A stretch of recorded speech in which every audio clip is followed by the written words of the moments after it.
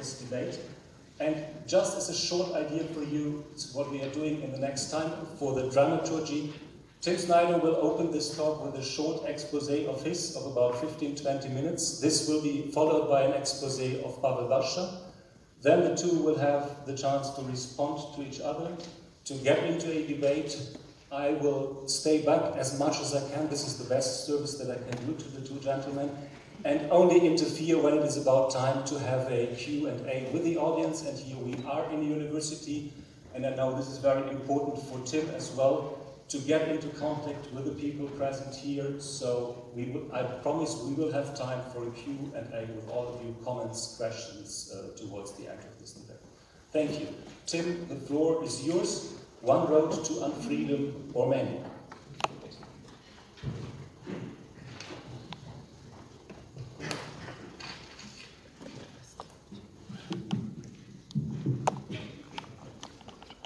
Na początku chciałbym wam podziękować za dwie rzeczy. Po pierwsze, że wy takowy młody. Bardzo dziękuję. I po drugie za to, że ja mogę do was angielski mówić. Ja wiem, co to znamena. Dziękuję.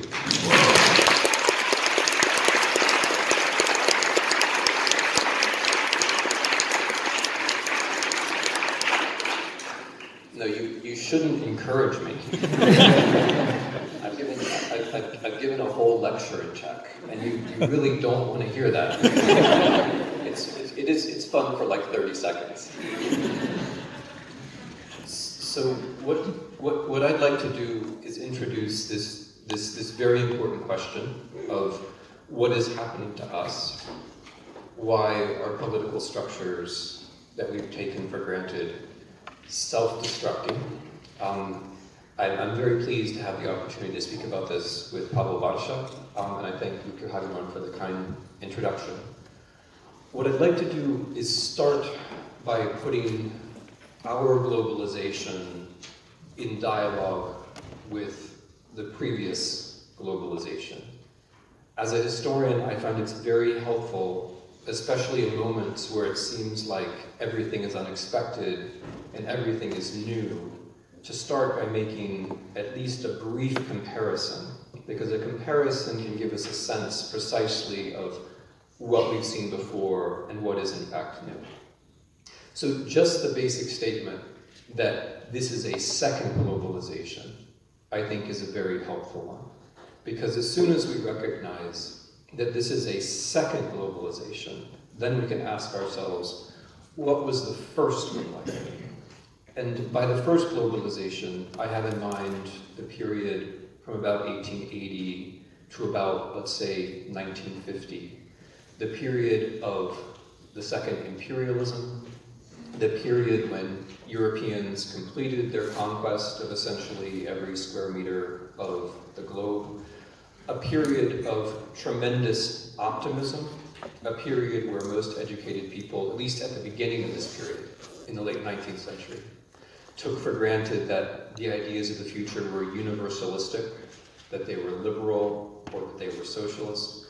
A period when people took for granted that further technology would bring further enlightenment. Now, this first globalization is useful for us to remember because of what's similar, which I've already suggested. I hope you already feel this resemblance, that in the 1880s and 1890s, there was general confidence that ideas like nationalism were things of the past. Just like in the 1980s and 1990s, there was general optimism that these kinds of ideas were of the past. And then there are a few things that are different.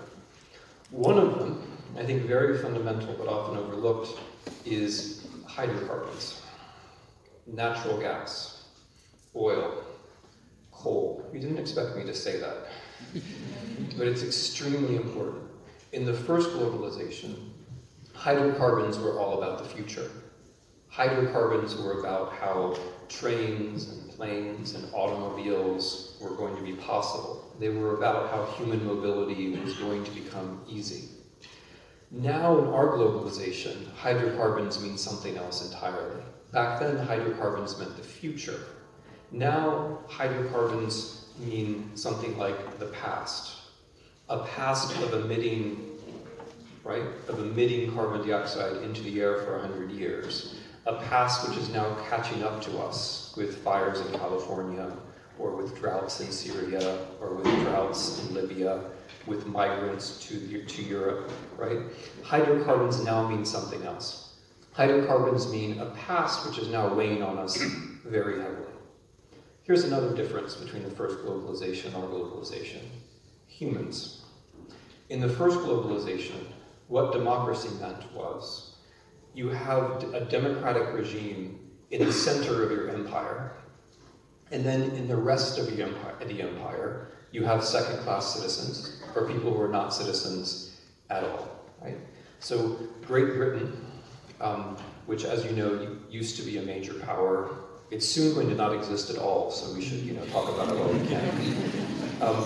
Great Britain has the longest, you think that's a joke, but this is being recorded, and you can, in 5 years, you can treat this as a prediction. Great Britain, which has the longest and strongest democratic tradition in Europe, was of course an empire, and democracy and liberalism applied to some people at the core of the empire, but of course not to the periphery. And this is completely normal. The way that democracy worked in the first globalization, and this is true of America too, is it applied to certain people at the center, but it didn't apply to the periphery. One of the things which is different and challenging about our globalization is that in general, that kind of imperialism is over. In other words, if you want to have democracy, you can't send the people who don't like it somewhere else. In America, we had a social contract on the East Coast. It was called the Constitution, and people who didn't like it could go off and conquer territory further west. In Great Britain, people could go to Africa or to Asia, right? That's the way the first globalization worked. Democracy maybe a little bit at the center, but imperialism and conquest everywhere else. Ironically, the only place where this wasn't true is here, in the Habsburg monarchy. You're now busy celebrating 100 years of liberation from the Habsburg monarchy, which I find, in a way, very curious. In the world of empire, the Habsburg monarchy was the only empire which took democratization and liberalism seriously. Okay, now the reason I'm bringing up globalization is so that we can feel that not everything is new, that some things are a bit new, that some things are a bit old. We have the same basic arc, which is that optimism about universal ideas crashes at a certain moment. And in that moment where optimism crashes, other ideas come rushing in. In the 1920s and 1930s, this was very dramatic. Those ideas were not just nationalism, which comes in from the Balkans and spreads through Europe. Those ideas were also Leninism, and then fascism, and then National Socialism. In our globalization, the ideas that have come rushing in are milder or less serious. When people ask me, for example, if Donald Trump is a fascist, my answer is that he's not even a fascist. Right? It's not that I wouldn't want to say that he's not a fascist. It's that he doesn't meet all of the necessary criteria. He doesn't work hard enough, for example, to be a fascist. And I think this is characteristic of our period. That think about fiction. Okay, so in the 1920s and 1930s, when people lost faith in the factual world, where did they go? They went to the grand narrative of nationalism, and they went to the even grander narratives of totalitarianism. After 2008, people in general, some people go to a grand narrative of nationalism, but not with such conviction, I don't think. And the grander narratives of totalitarianism are not with us. We have fictions, but the fictions are half-hearted. The fictions don't even pretend to be grand narratives. Fascism had the fiction of the leader and the united people, right? We have fictions like Barack Obama was born in Africa. Fictions that are big enough to make trouble for the real world, but which don't quite compete for the real world, which, to use a very popular word, which disrupt. Right? So if you think about how Russian propaganda versus the European Union or versus the United States works, it doesn't actually provide any other grand story. It just launches into your discourses medium-sized lies that are big enough to confuse and disrupt and delay, but which don't pretend to be grand stories that explain everything. So, and here's another difference, and this one's, I think, really important. After the Great Depression, so I've focused on National Socialism and fascism, but after the Great Depression and after the Second World War, democracies did find ways of defending themselves. One of those ways was the welfare state, both in the United States and in Europe. The welfare state was a way of democracy to defend itself. Another was European integration. This is a way for democracy to defend itself. Characteristic of our movement is that after 2008, after the beginning of the financial crisis, no one defended democracy. No one came up with grand ways that democracy should defend itself, right? So just as the totalitarianism is sort of half-hearted, the defense of democracy is also half-hearted, or to put it better, basically non-existent. No one came up after 2008 with ways of handling the problems that 2008 revealed. Okay, so how should we think about all this? The way that I think is most revealing to think about this is in terms of time. So if we ask, is this one road to unfreedom or many? I think the answer is both. I think there is an overall pattern, and within that pattern there are variations. What is the thing that holds all of the new authoritarian models together? I think it has to do with time. Where's the future? I don't mean the immediate future, like that you really need to smoke a cigarette, or your girlfriend didn't show up for this lecture and you need to find her. I mean, where?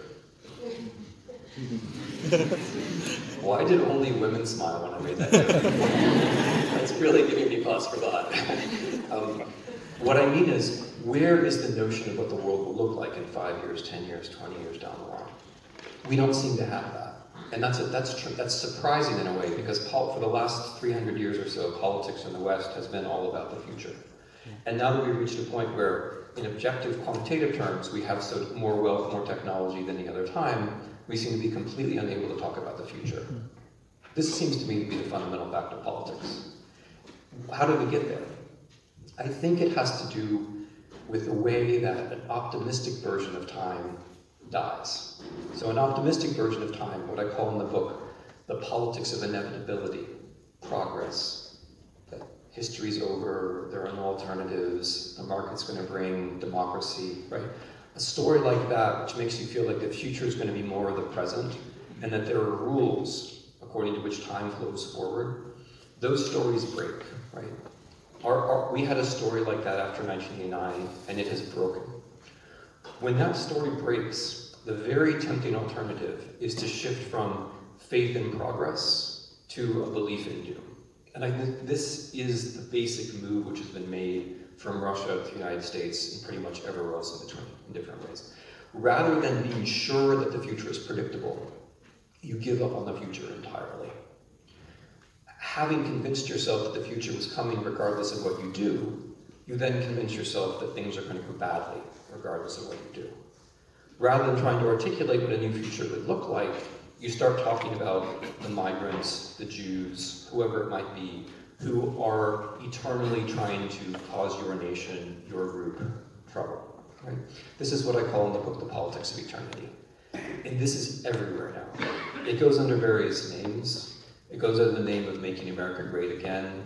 On this continent, it very often goes under the name of memory, which is one of my least favorite things in the world. But I think this is the general problem, that you go from one story about time where you're powerless but it doesn't matter because everything's going to be good, to another version of time where you're powerless and it doesn't matter because everything's going to be bad. And in between, what gets lost is the question of agency and responsibility and actually history. Because what is history? History actually is a form of political thought. History says time flows forward, that knowing about the past enables you to act in the present, that the future is uncertain and depends partly on your knowledge of the structures that you live in, and also the choices you make about navigating those structures. In other words, history is a view of time which is neither automatic progress nor cyclical doom. So history strikes me as the thing which has gotten lost, and as the thing that we need. And therefore, this is the last thing I want to say, therefore, because there's no history, we're constantly surprised. We're surprised by Brexit, we're surprised by Trump, we're surprised every day by Trump. We're surprised that, oh, it's still funny for you, okay. We're surprised that Russians get to choose the American president. We're surprised by all kinds of things. And the reason why we're surprised is because being surprised itself is a luxury, right? Being surprised is a way of saying, well, what can I do? This is all new. What can I possibly do? And the next move after shock is helplessness, right? Shock is pre-helplessness. So when you're surprised, what you're saying is, oh, the story of how everything was predictable and getting better turns out not to be true. And the surprise is the transitory moment before you go to, okay, well, there's nothing I can do about it, right? And by the way, it's the migrants' fault, right? That's the next thing you say. No, that is the next thing you say.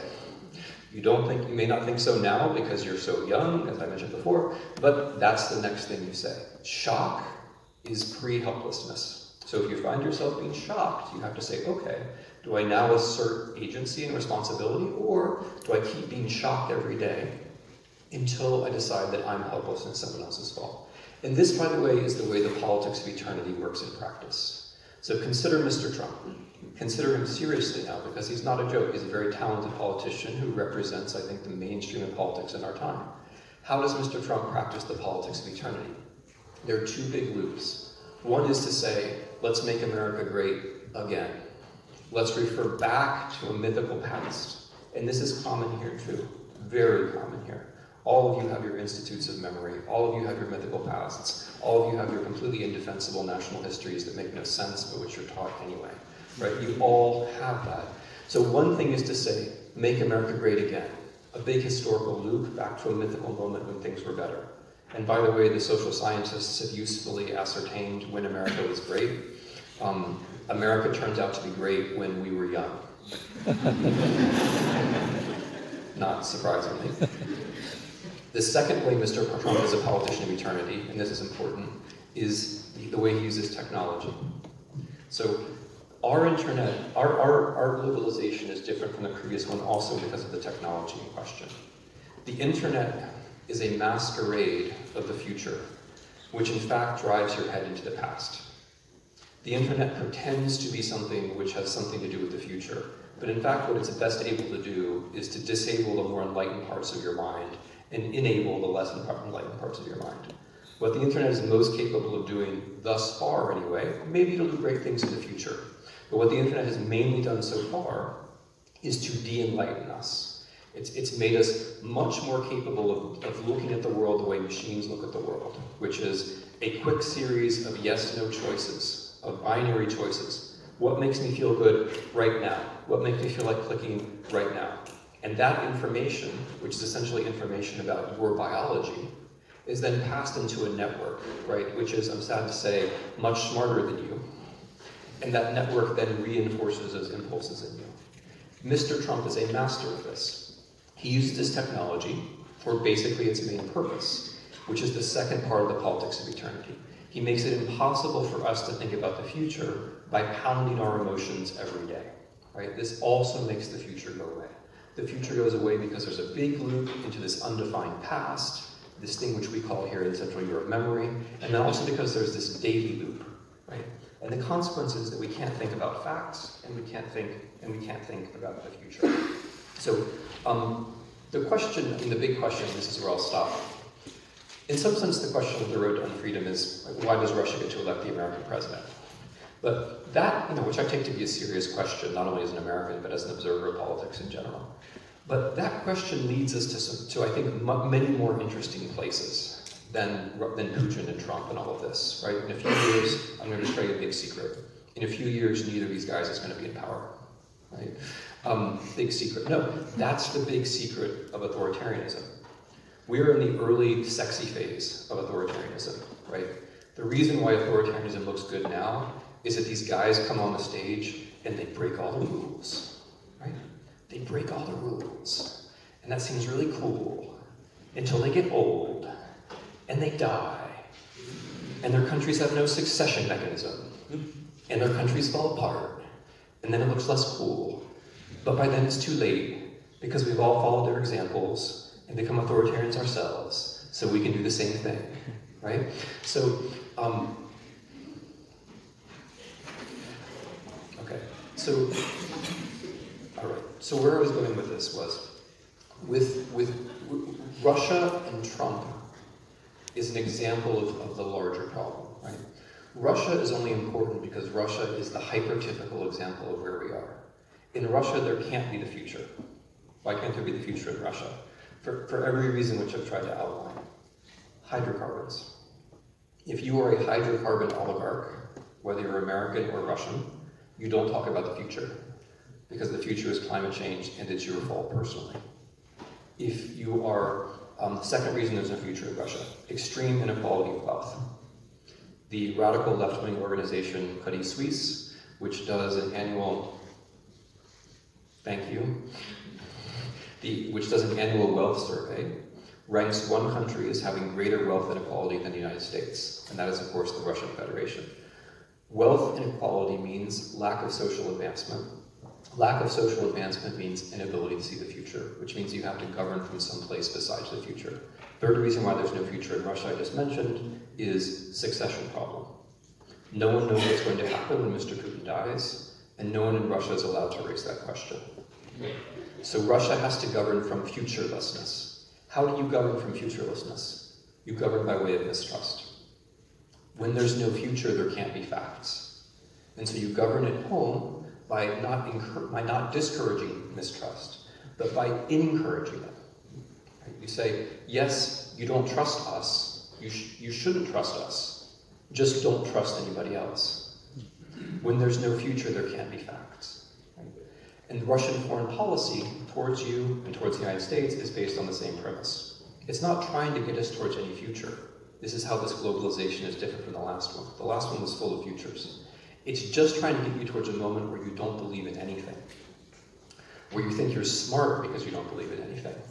Because as soon as you don't believe in anything, then the future goes away, right? If you don't believe in facts, you can't encounter your fellow citizens on the basis of facts. If you don't believe in facts, you can't make policy on the basis of facts. And if you don't believe in facts, right, you actually won't do anything, right? You won't do anything. And so this brings us to where I want to leave, since in some sense, you know, we're talking about Patochka the whole time. Aiming towards factuality is the way of aiming towards a future. It's also a way of resisting the morass and the inertia, which is the shape of the globalization that we're in. Okay, that's all I wanted to say for now, and I'm going to leave it to Pavel. Thank you.